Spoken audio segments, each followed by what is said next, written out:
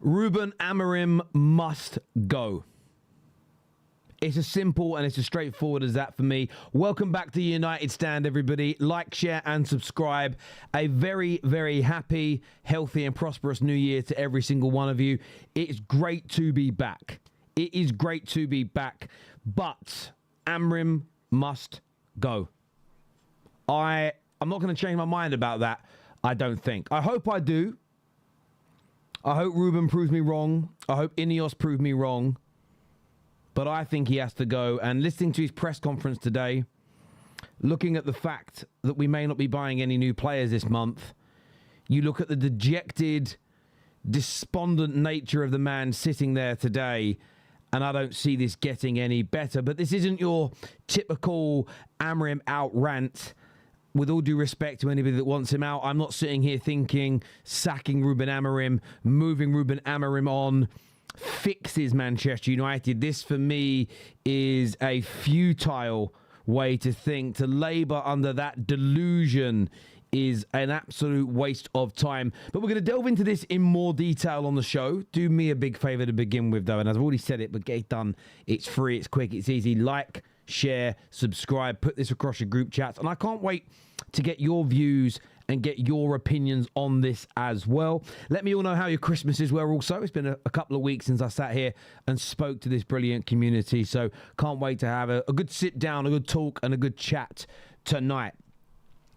But let me start off with the main talking point tonight, where the title of this video is Amorim Must Go. That is my opinion.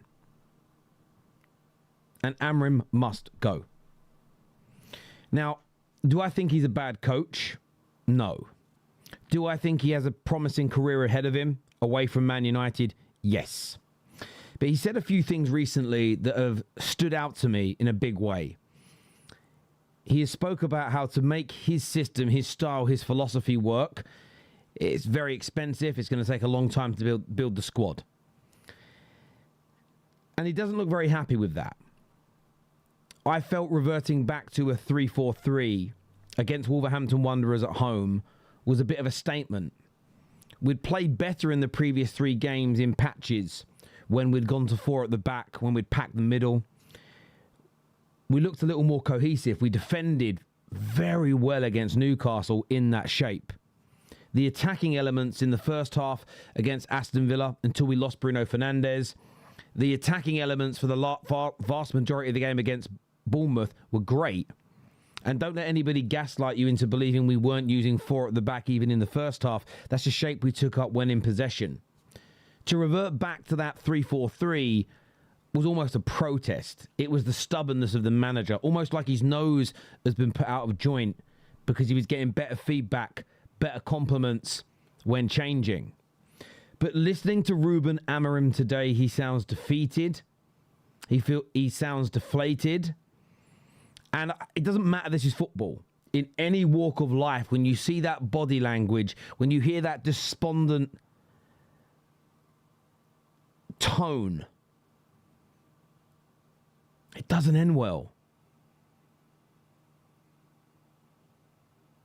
I want to be wrong about this. I want to beat Leeds. I want to beat Burnley. I want to knock Brighton out of the FA Cup. I want to beat City in that Manchester derby, not just for us. I want to help try and stop them from winning the league, giving Pep another major trophy. But I don't think Ruben Amorim is going to do it. And on top of that, and even more importantly, this isn't about Amorim. And some will say, well, of course it is. You're saying he should be sacked or move on. Yes.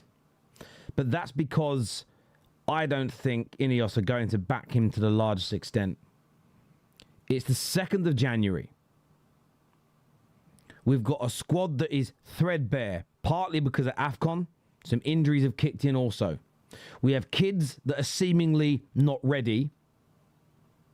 We're struggling. And it doesn't matter about the system, the formation. We're struggling right now.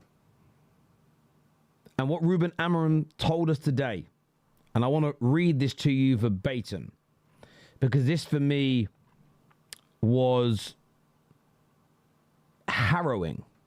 When he said, the transfer window is not going to change. We have no conversations about changes in the squad. We are near the Champions League places, but we must focus on the next game. That sounds very much like we are getting no new players.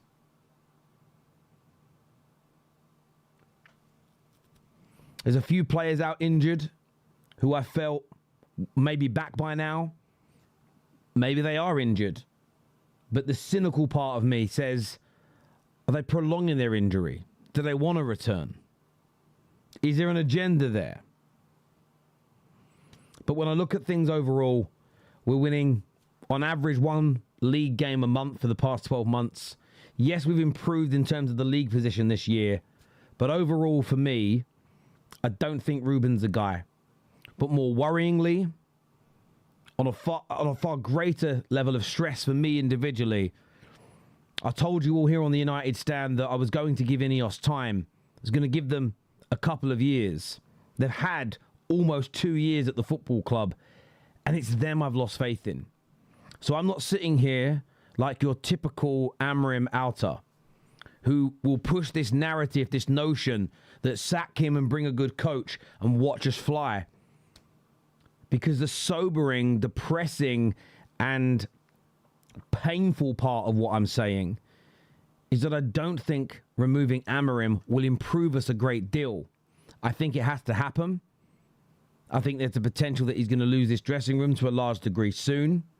Why are INEOS not investing money in him now? What are they waiting for? He looks despondent, stressed, and heavily frustrated. And he's right to be about certain things, and we'll get into that in more detail. But when you look at the caboodle, as my dad would say, the whole caboodle, when you look at the overall package, it's starting to feel untenable for me. Now, I want to get your views. I want to get your opinions on this, especially after, for me, the fallout from today's eye-opening but exceedingly worrying press conference. I want your thoughts. I want your opinions. Can't wait to read them in that comment section below. But Amorim, for me, must go. Let's have a look at what a few of you have said. I think we had a few super chats that have come through. This one here from Class of 99 says, Amorim hasn't merited. He needs to earn it. Yeah, look, Ruben Amorim has not done enough, in my opinion, since he has been here to warrant staying. And look, I hope I'm wrong about all of this. I hope that we beat Leeds, we beat Brighton, we beat Burnley, we beat Man City. I hope we win all the games. I hope the players return, and I hope he changes formation, and I hope he looks less despondent, and we win. And I hope you're all sitting here going, Terry, you were wrong. Terry, you got it wrong. I hope so. I pray. I absolutely pray on every level I'm wrong. But I'm only telling you what I honestly think. But what I'm not going to do, I suppose I'm a bit of an atypical Amorim outer. I'm not going to abuse the man. I'm not going to lie about him. If he does good things, I'll praise them. I'm not going to pretend that everything he says and does is wrong, because I don't believe it is. I just don't think it's going to work. I'm not going to start calling him all manner of pejoratives every single day of the week. I'm not going to do that. I'll still blame players when they do things wrong on the football pitch. I won't let them off the hook either. But today just felt... It was horrible watching that press conference. Not what he said. How he said it. Looking at his body language, it wasn't nice at all. If Amorim goes, who would you want to get? I'll be honest with you, Luke. This is where I'm going to sound really... I'm not a negative person by nature. I think you guys have come to know that about me. Just in my general walk of life, I'm not. But I honestly don't know. And what I mean by that is, as managers, I like Glasner. But recently I've looked at some of the stats when he has more of the ball than the opposition's. It ain't great. I like the way De Zerbi plays football. I like Areola, although I think he's kind of gone as far as he can with Bournemouth. I'm a fan of Diego Simeone. I love what he is. I love the way he behaves. It winds people up. People will hate him. It's kind of why I like him as our manager. But if I'm being honest with you, we could go and get Pep. In fact, we could go and get a DeLorean. We could fly back to 1984, get Sir Alex Ferguson of that age, of that period, fly him back to 2025. I don't think he'll make us successful. I'm at a point with INEOS especially after looking like we're going to sign no. We know, by the way, we know we've got money. We have at least £65 million sitting there because we tried to buy Semenyo. Buy someone else. How are we being told today that we're not going after anybody? Make something happen. I don't want to hear this nonsense. Brighton don't want to sell. Forest don't want to sell. Palace don't want to sell. Wolves don't want to sell. Stuttgart don't want to sell. To quote Don Corleone, make them an offer they can't refuse. Because I'll tell you what Man United remind me of. And I made this example and used this analogy earlier today with Chelsea, because it's the truth. I'm seeing Chelsea fans, don't worry about Clear Lake. We've just got to get rid of the sporting directors. Get rid of the sporting directors and we'll be okay. What are we doing here? At Man United, it's more, when I look at the way we're operating in our manager, it's, yes, the manager can go, but it's a little bit like the Mind Flare and Vecna. They're one of the same. And you can't just get rid of one, you've got to get rid of both. We can change 100 managers, which are the Vecnas, effectively, but the Mind Flare is just going to find somebody else to do its bidding. So it's a horrible place to be in, because what I would love to feel, and I love the super chat from you, Luke, but what I'd love to feel is, if Amorim goes and we go and get Xavi, I'm using it as an example, I'm not married to that idea. If we went and got De Zerbi, if we went and got Areola, I would love to feel the excitement of thinking it was going to change, thinking that we're going to suddenly become a different and better team on a consistent level. I just don't feel that way. I feel like I'm I'm sizzling, I'm frying in a pan. But my only option is to sit there and be cooked to a crisp, or jump out and land in the fireplace. Either which way, it's painful. There's a comment here from WGF who says, one problem is we need a bold coach to stand up to the players and owners, but owners wants a compliant yes man as a human shield. Vicious circle of failure. Well, look, this is where I defend Ruben. I think Ruben has done a fantastic, in fact, an impeccable job, actually, of standing up against these players. I think he has instilled better discipline into that dressing room. I think and feel that that element of the game from him, I feel has been very, very good. I feel it has been very, very good indeed. Standing up to the ownership, look, it's a hard one, because if somebody stands up to the ownership because they feel they're never going to do enough to win us the league, they're just going to sack that person. And if we as fans already know they're not going to do enough, then it's more on us than it is the manager, in my opinion. Ray here, 18 months a member, says it doesn't take long for us to destroy a manager.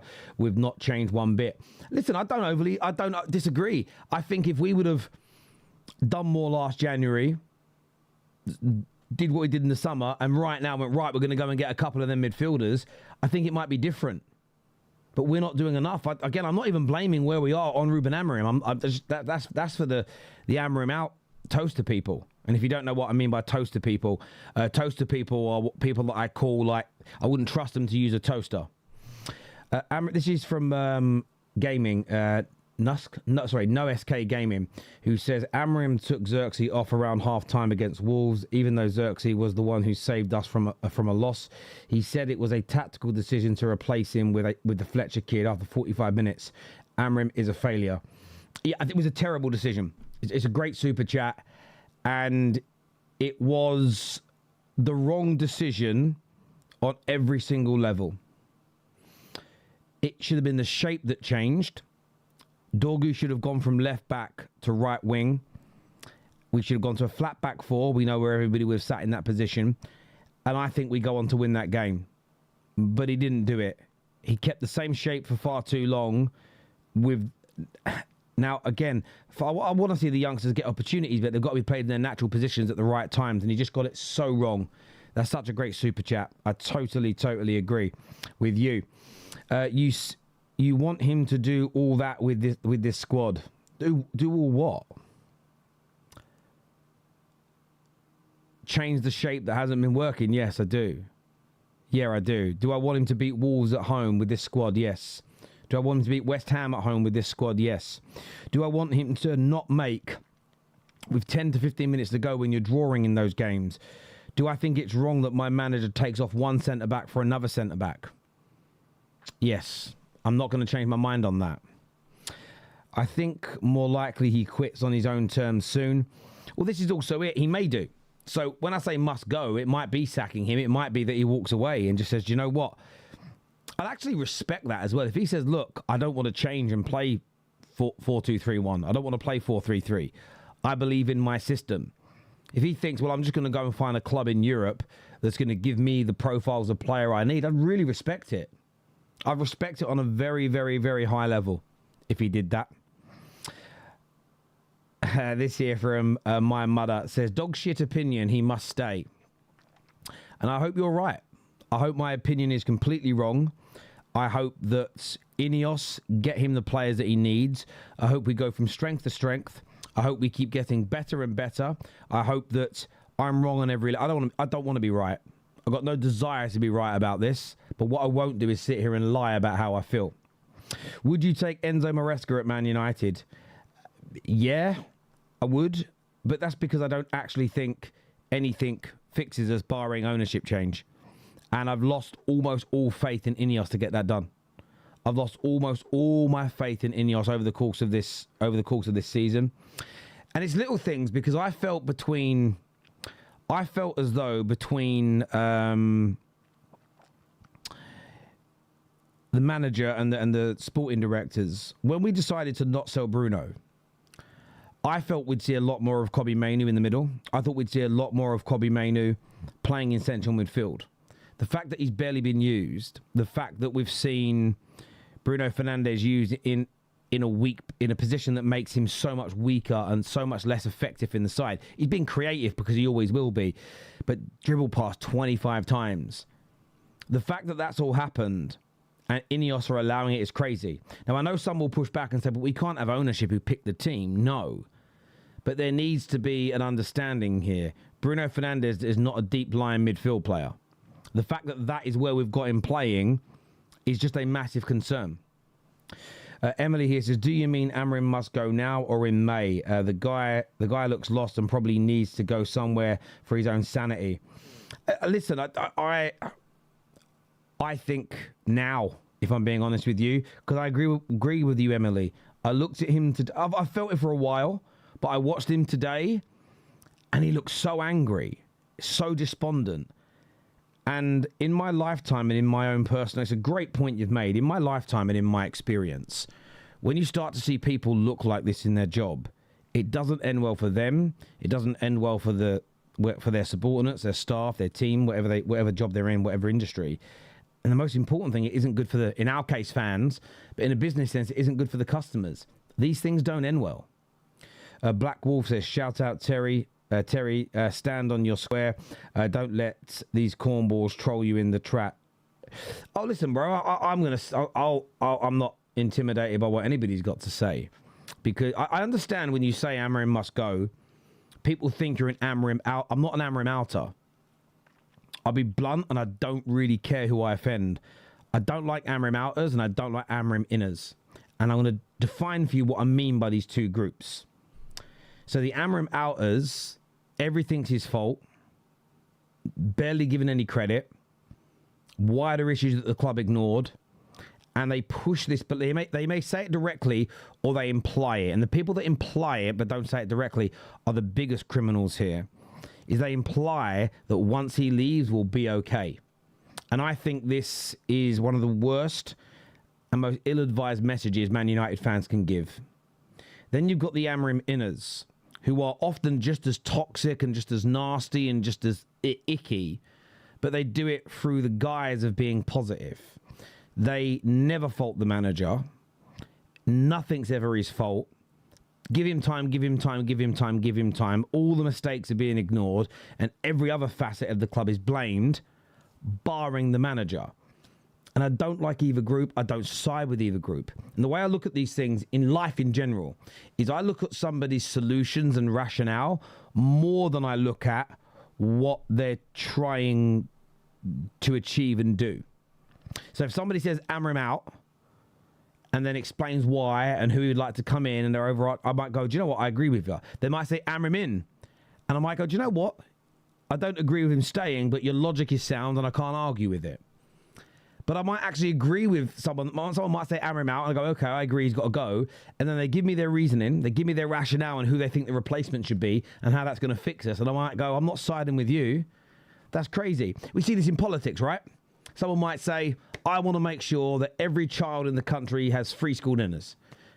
Or I want to make sure every person 70 years old or older gets free gas and electric in the winter. And we all go, yay! Who would disagree with that policy? But what we really want to know is how they're going to fund it.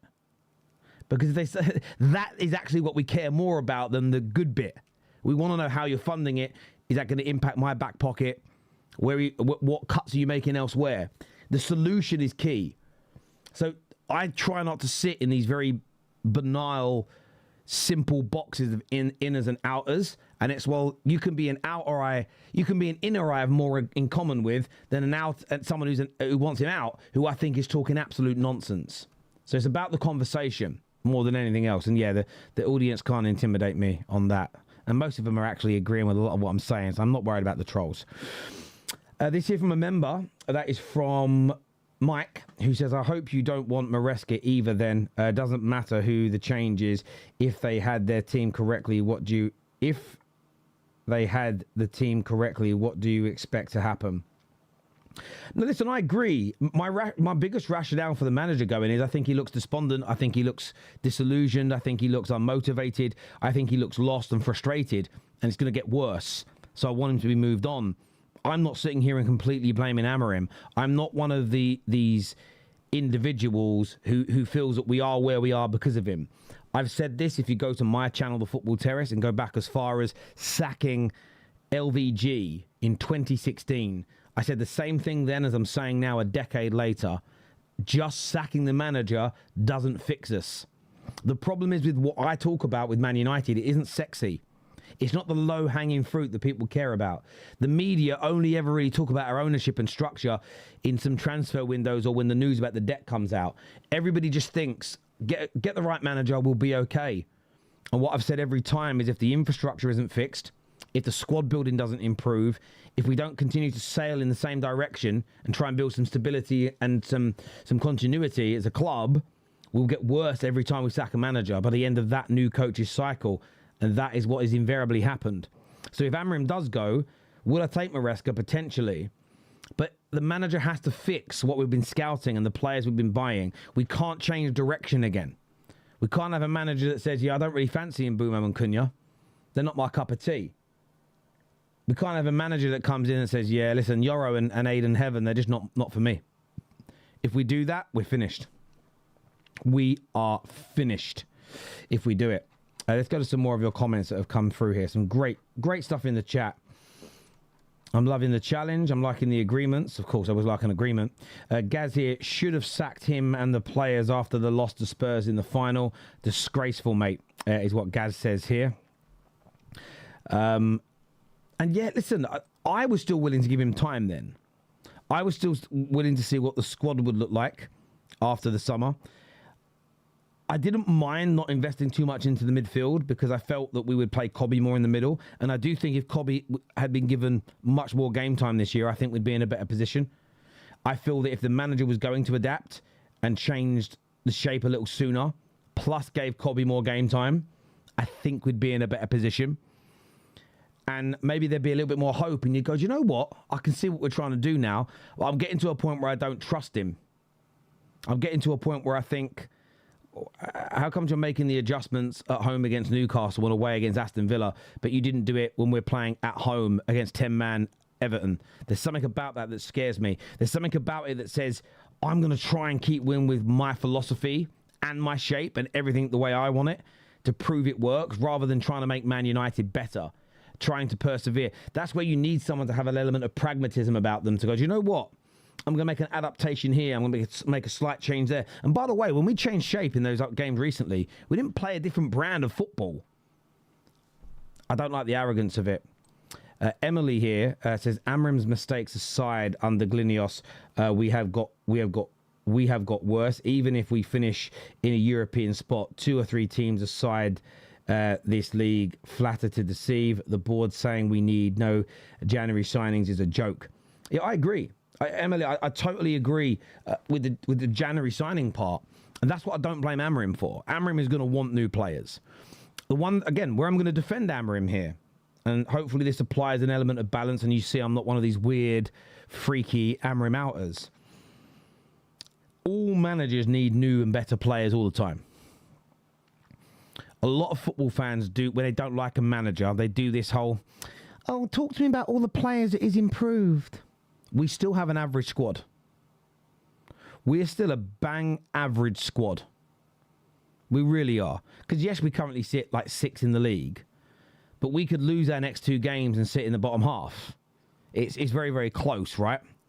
And on the 4 or 5 occasions that we've had to really gain an advantage over that middle group of teams, we haven't been able to beat a 10-man Everton. We haven't been able to beat West Ham at home, relegation team. We failed to beat Bournemouth when we were actually quite good, and we were awful against Wolves the other day. So across those games, we dropped 3, 5, 7. You dropped 9 points in those games. Those 9 drop points might be making us feel a little bit different right now, but we lost so many of those games. Yes, players miss chances because they're not good enough. Some players have bad games because they're not good enough. But also, we were set up to foul in many of them. The changes weren't made early enough, and I still can't get over the West Ham. The West Ham game actually annoys me the most out of all of them, I think. Concede late.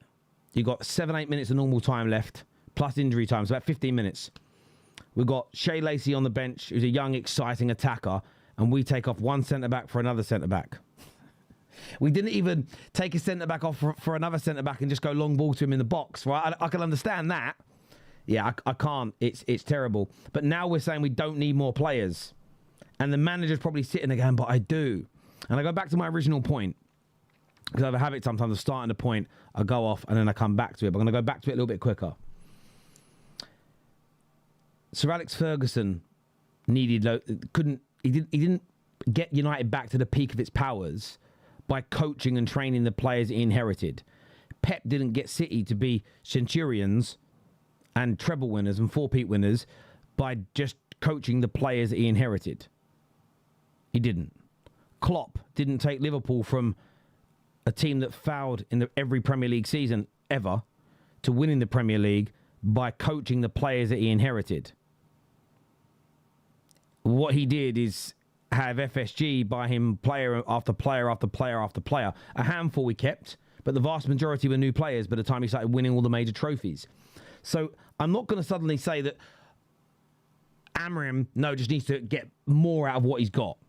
In some respects, yes, but we have got a lot of bang average players. We've got a lot of players that have let down multiple managers that are not good enough.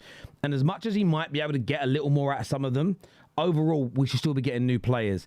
And the fact that actually we are only a handful of points away from a Champions League position, that we have money to spend, and what INEOS are saying is we're not going to buy any players, is ridiculous. I'd actually rather give Brighton an extra £10 million for Baleba now to maybe help secure a Champions League spot. Because I think if we make no signings, we will not be making the Champions League. And that's worth 70 to 80 million pound of income. And it's easier to, even with our pool, we have got a good pool. I don't get bought into this nonsense, we haven't got any pool. But being in the Champions League makes it easier. It's terrible. Let's do some more of your comments here. This is coming from Marlowe. He says, we forgot that Amorim manager idol is Jose. Defensive substitutions and parking the bus should be no surprise. But do we want that at United? I don't care what style of play we want. Genuinely, if we decide that we're going to play in a pragmatic way, let's do it. But let's be good at it. What we need to do is whatever style of football we have our head coach teaching, it should match every level of the club, both male and female. Every player we buy should be an absolute ideology and footballing philosophy from top to bottom and inside out. This is from Coach Lewis, who says, respectfully, I have to disagree. The deck has been stacked against him since he got hired. Injuries have decimated recent form. He needs owner support. It's a really good point. But this is half the reason I'm saying he must go. Because I don't think he's going to get it. And therefore, things will get worse. So I hope that's a little bit of clarity there for you, my friend. I'm not sitting here and saying it's all on Ruben Amorim. Weekend getaway says, when Pep started losing games, what did City board do? They spent over 200 million. In the once they signed Semenyo in the calendar year, City have spent 460 million pound on players. They have spent in 12 months 50% of what Mikel Arteta has spent in 6 years at Arsenal. I get you. Amorim is dealing with 10 years of mess, but I think it's going to start getting worse. Looking at his body language today, it's getting worse. The biggest reason, and I'm telling you this, you take this to the bank. Whenever you get into a debate with anybody, and you go, what do you think the biggest reason is we're so bad right now? If anybody says Jose's name, Ten Hag's name, Ollie's name, Amorim's name, you should just stop talking to them about football. Because they're dumb with a big D. They're dum-dums. They're dinglebats. They're gooseberries. They're fools. They're fools of the highest level. 80% of the reason we are where we are now is our ownership. Point blank. Anybody that says otherwise is foolish and silly. And I'm being polite because that ain't my platform. By the way, people, over 4,000 people watching. If you haven't done yet, please get that like button smashed for us, please. Eric here says, I'm Amorim in because I'm a believer that no manager can change our situation. I do agree he does make strange decisions, but I wanted someone to deal with players. A different manager can do the opposite. I agree with you. That I think he's done a very good job in terms of player discipline. I think he's done a very good job in terms of that standard and that element. My biggest reason for him, listen, aside from bad tactics, aside from a lot of individual failures in games we should have won recently, it's the despondent nature of him today. And I do agree, another guy could come in and we could get worse. I'm not suggesting that the new manager makes us a better team. I've got no confidence in that happening whatsoever. I'm starting to get the same horrible feeling I had in about the June, July time when going into Jose's final season. Watching him today, he looked like a very angry and bitter man. And he's got every right to be, but it worries me, mate. It worries me. But you know what? I respect your stance. You see it differently from me. I understand why you want him to stay. And like I've said all along, I hope you're right. And I hope in 6 months, I hope in a year's time, 2 years' time, we're loving United. I hope he's our manager. I hope he's killing it. And I hope you're super chatting in, Eric. And see, Terry, you should have listened to it. And I'll go, do you know what, mate? I'm sad I lost faith. But I'm glad he got it right. I'm glad INEOS got it correct. You won't see me bitter. I won't be doing long-standing agendas. I won't be like all those weird Arteta routers who just won't let it go, who can't admit they were wrong. I hope you're right, mate. I disagree slightly, not whatever style of play, but positive style of play. We have to go into games with an idea of being the A side, even if it doesn't look like that on the table. Do you know what, H? I can get with your take. Your take's very fair. I think from my perspective, I just don't care as long as we're winning and we're consistent within that. So if we become really pragmatic and a purely counter-attack team, but that's how we recruit, that's how we develop our young players to be, so be it. Ideally, I'd love to play very attacking, very fast-paced, direct football. Use the flanks, use the wings, bit of flair in there, hard to break down and beat. That's what I would personally like. But I'm not... It's probably the only bit of United's history I'm not overly married to. I'm not overly married to. You know, if we spent the next 15 years playing like peak Jose Mourinho, next 20 years at all levels, but won loads of FA Youth Cups, the women's team started winning the league, the men's team started winning the league, Champions Leagues to boot, European Cups to boot, I wouldn't care about the brand of football. But I do get your point, and I understand some people that's really important to them. But either way, my point remains, it has to be the same at every level. The worst thing we can do if Amorim goes is change direction again. That scares me the most. Mike J here says, as much as he makes me question choices, which is true, most of the squad are not his players. That is true. And that's, for me, one of the areas I regularly defend him in. I regularly defend him in that regard because he is...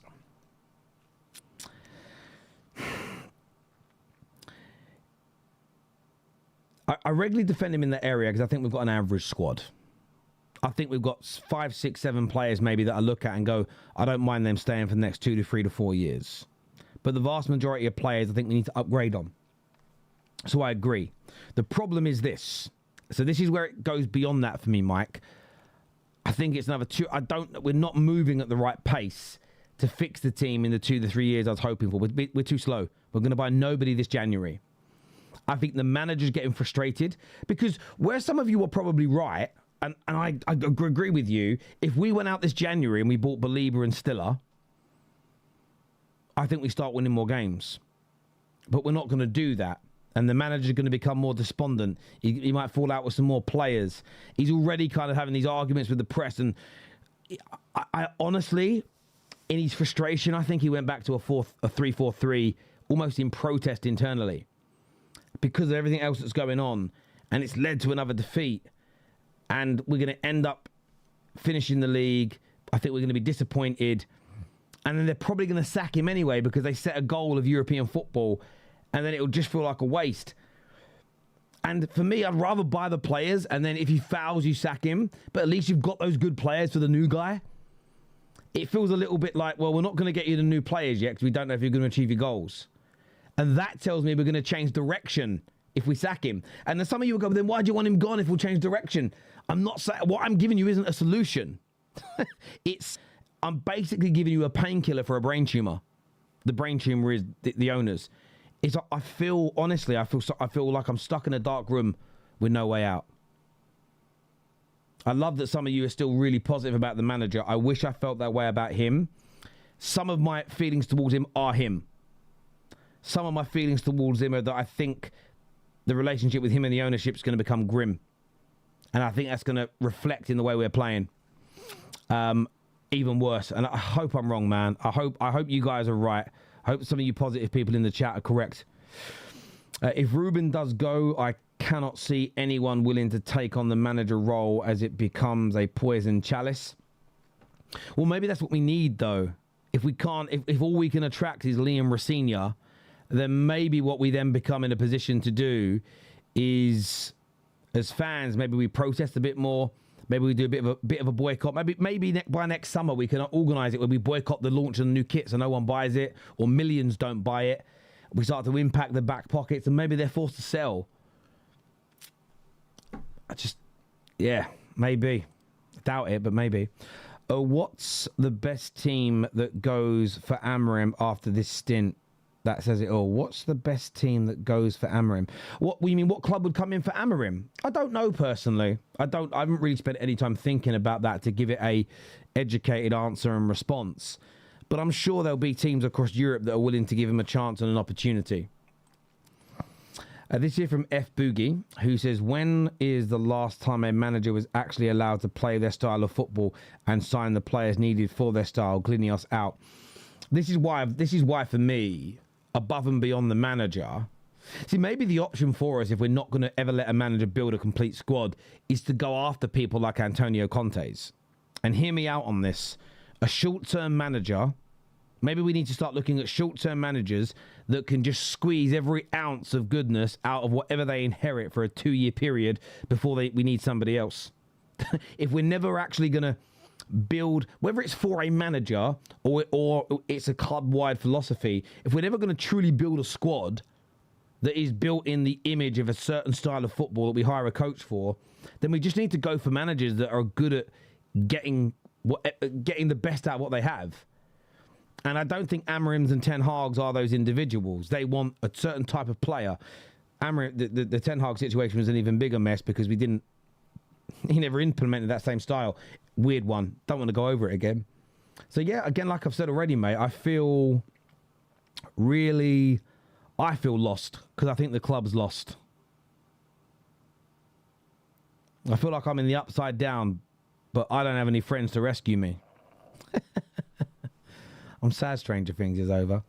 It was a great show. Mike's back with us here and says they just need to get at least one midfielder now. Going forward, it's necessary for the rest of the season. They need to do something to stop the rot. Great super chat. And do you know, I said at the start, I said at the top, I don't think, I just see Luke Little hit a 180. And all three darts are in exactly the same space. That is amazing. Sorry to change the subject, but I've got that on while I'm talking. And he's on a 9-darter here, and I am going to watch to see if he does it. Because he lost the first set, and he's now 5-1 up. He's got the first one in. If he gets this treble... Oh, what's he going to do here? Oh, no, he can't do the 9-darter. He screwed it. He screwed it. So, I said at the top of the video that I don't see my mind changing. That's based on today with the news that we're not going to sign anyone. If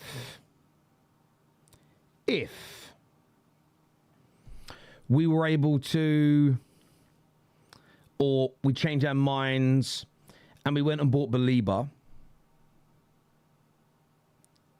the manager looked a little bit more engaged and happy.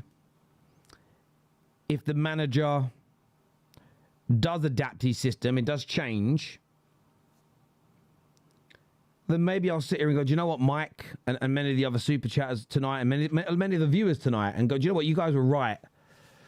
Maybe my mind has started to change. And look, I'm not one of these YouTubers that gives an opinion on a Monday, and no matter what happens Tuesday, Wednesday, Thursday, Friday, Saturday, I'm not just going to double down and say the same thing on the Sunday. If the world changes, if the mood changes, if the form changes, if new information is presented, I will change my mind. Because all I really care about is Man United being good. And when it comes to me being a content creator, all I'm ever going to do is tell you how I feel. And yeah, I know we use this word like, oh, you're a flip-flop. If you want to call me a flip-flop, call me a flip-flop. But what I can do is always articulate why I've changed my mind. So I agree. If we went and bought a midfielder, and then we get the guys back from AFCON, we get a few injured players back, and we start to click and look a bit better. We go 4-2-3-1, 4-3-3, start winning more games. Then maybe I go, do you know what? Maybe I was being a bit hasty. But this is the thing. I hope you're right. Just not sure. Not sure. Another super chat here from Gaming who says that Amorim took... Oh, sorry, no, already done that one there. Already agree. Let's have a little look at some more of your comments here. Or a lot of you are talking to each other. Stop this nonsense. We can't win with these players, and we all need patience. I know it's frustrating, but getting another manager at this time won't help. Don't be a toxic channel. My friend, I'll be blunt with you. No one here is being toxic. I can't speak for everyone in the chat because there's too many people. There's 4,000 people tuning in. I don't know how many people watch this video. 80, 90, 100K. A lot of people. I'll be really forthright. I'm not being toxic. I'm not using horrible pejoratives. I'm not being nasty about the man. I'm telling you that I hope that I'm wrong. But my rationale isn't just, he lost a few games, get him out. Get him out. He lost a few games. It's looking at his body language, looking at his tactical decisions, looking at his married nature to this system, looking at his body language today, the fact that INEOS are not going to invest anymore. If I was him, I'd resign. Forget being sacked, I'd resign. I'd walk away. I don't think it's going to get any better. Equally, I don't think a new manager is going to make us that much better either. So it isn't about me being toxic or the United stand being toxic or horrible. It's about giving an opinion. Now, what you could do, rather than just say have patience, is explain how it's going to work, how it's going to get better, and we could have a dialogue, V. We could have a dialogue. We can speak like grown-ups. We can have a conversation with one another. I'm not going to call you names. You haven't got to say we're being toxic because nobody's being nasty here. We're just grown-ups having a conversation about football, saying what we think and feel. Emily here says, I have a funny feeling there's going to be some disagreement. Something has gone down just before the presser. Maybe. And maybe that's what I'm picking up on. Maybe it turns out that they're saying, no, we're not going to spend the Semenyo money anyway. I mean, there is a report today that's come out. I'm going to read you here from Lyle Thomas from Sky, who says, Sky Sports exclusive. Manchester United have explored a deal for Carlos Baleba this window, but not expected to progress, with Brighton determined to hold on to him. So you sit there and think, well, is that Brighton determining to hold on to him, or is it us not being prepared to pay the price to get him in January? Maybe Ruben Amorim has said, look, guys, you keep telling me you're backing me. You keep telling me you're behind me. You keep telling me you want me to remain, but you're setting me up for failure. I don't have the players I want. I need a new midfielder, or I need another goal scorer, and you're not doing it for me. And maybe he was promised it, and now he's bitten, they pulled it away and let him down. And if that's the case, with everything else going on, it could become very toxic. I don't personally think he's going to turn it around. I don't personally think he's good enough. I understand why people want patience, but I'm worried. I had enough of this ownership. It's a complete joke. The owners don't want to back the manager they wanted with his style of play. Why hire him? Such a great point, my friend. Happy New Year, Terry. This is from Tony. Happy New Year, Terry. We need owners that are willing to invest in the squad and know when to get rid of players that aren't working out. Yeah, 100%. 100%. Someone says they tried that with Mourinho already, Terry. No, well, yeah, look, they did. They did, and for the first 18 months or so, 2 years, it did all right, didn't it? We won a couple of trophies, come second in the league. First 2 years, it was good. Do you hear what I'm saying? So if every 2 years were like Jose's first 2 years, by and large, where you win a couple of trophies, you come second in the league, you have some really good days, you have some bad days as well. That was better than what we're experiencing now. Maybe that's the best we can be as a club with our owners. That's what I'm saying. I'm not suggesting, and this is what I think you're missing here, context, and ironically your name's context, is I'm not suggesting that makes us the best team in England consistently again.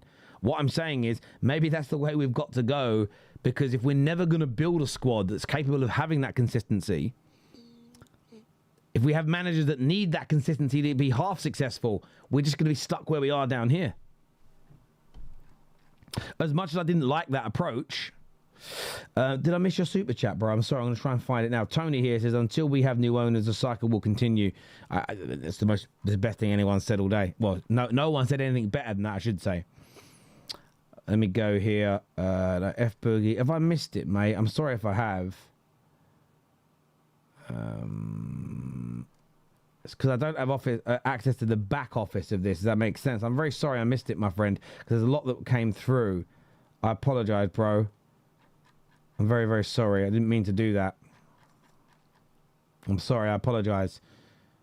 Did Luke Little just win? Yeah, this kid's something special. Absolutely something. Well, I already know that, but there we go. Why would we pay over the odds for a player that's thrown the towel in this season? Makes no sense that we want to bend over a barrel still when that's all we ever complain about. Well, we're not bending over the barrel for the player. We're bending over the barrel for the club. So if Baleba said, I don't want to move in January unless you pay me an extra 100k, then I'd say do one. But the player wants to be a Man United player. I don't think this is about him downing tools this year. I think this is what happens when clubs hang on to players who have their heads turned. I think he set his heart on going to Man United and he's not been able to get over it. So I just don't see this as a sort of, I don't see it as the player's down tools or he's been exposed. I think he had his heart set on something and it didn't come out for him, which I feel sorry for him for. For a back five, we're really not pushing the wing backs unless Ahmad plays. It's a lie to call it a 3-4-3. What it's got in common with United in terms of the past 10 years is a donut midfield beyond useless. I don't disagree with that about the donut midfield. Lawrence here says a lot more spending for Jose in the 2010s. The Glazers' sons wrote endless checks. Now they want to build a stadium. Fair point. Amorim has nothing to lose now. Call the owners out. Indirect way. Clever within his contract. They are scared to make the big decisions. Sack him. He gets sacked. Payoff. Show them up. I can understand why people want him to do that and sort of show them up and everything else. In Amorim we trust. Well, I hope you're right, my friend. I'm not going to snap back at you and have a go. I just hope you're right.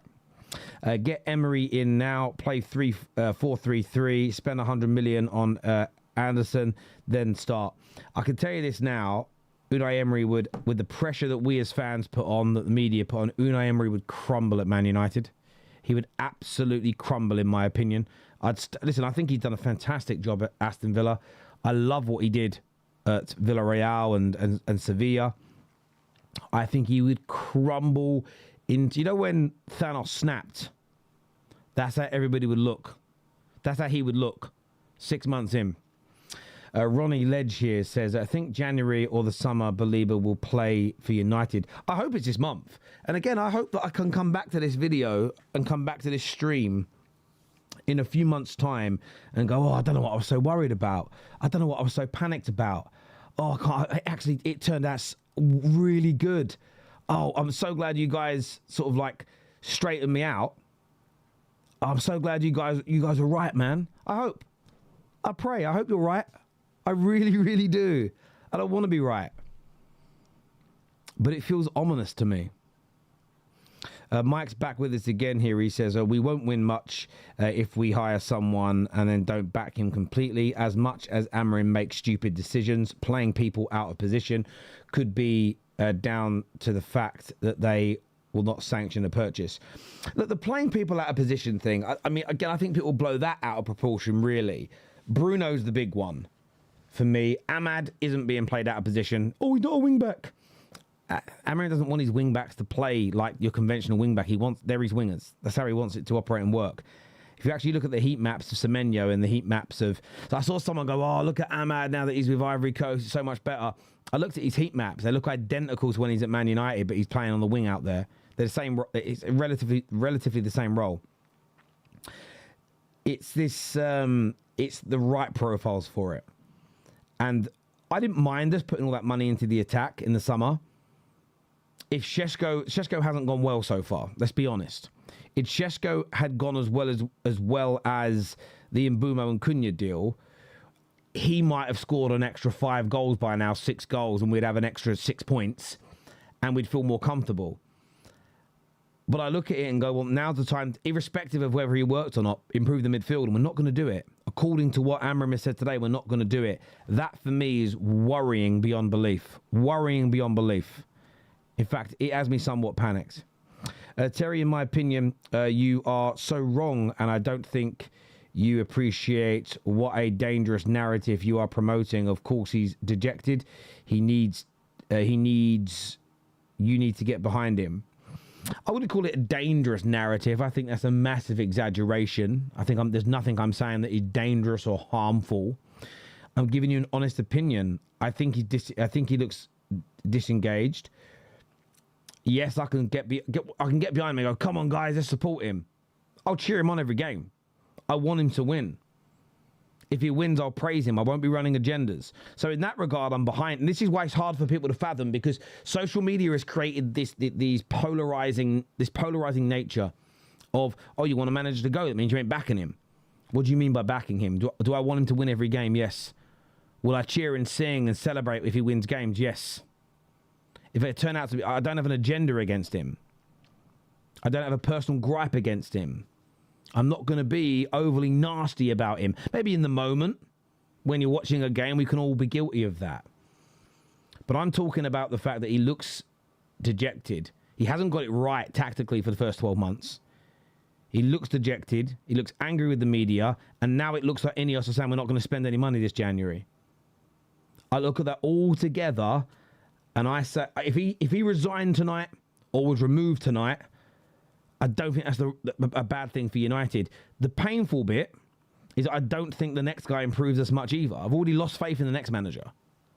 Because it isn't even about them. It's about the way we're run as a football club. So it's a very hard... My opinion is a very hard one for people to understand and fathom.